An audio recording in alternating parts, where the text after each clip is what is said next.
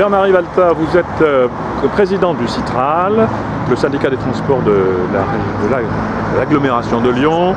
Expliquez ce que sera au 1er janvier 2015 ce syndicat qui développera ses services aussi pour le département du Rhône et non seulement pour la métropole.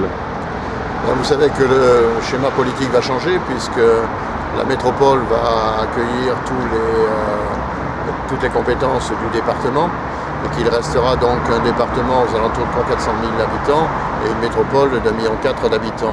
Bon, tout le monde sait que dans ces situations-là, il nous faut réfléchir à la façon dont les gens se déplacent.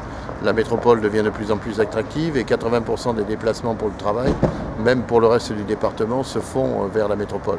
Il nous fallait donc organiser les transports en commun du restant du département, du syndicat départemental et de la métropole. Et à la demande à la fois de Michel Mercier, de Daniel Chusville au niveau du département, de Gérard Collomb, ils nous ont demandé de réfléchir à l'organisation de l'extension du Citral et de la capacité de transport à l'ensemble du département. Bien évidemment, nous travaillons là-dessus puisque c'est des déplacements un peu différents. Beaucoup dans le département de Retz se font par car et non pas par bus. Alors je fais la différence. Un bus, on peut voyager debout. Un car, il faut nécessairement voyager assis.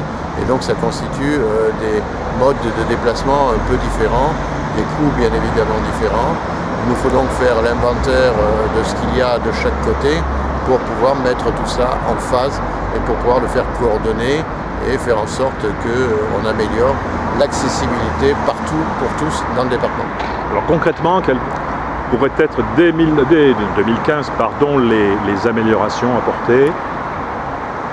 C'est-à-dire qu'on va essayer de supprimer un certain nombre de frontières entre les lignes du département et les lignes du réseau de Lyon. Donc les frontières, elles se font à la fois sur les horaires, elles se font sur les fréquences, elles se font aussi sur la billettique.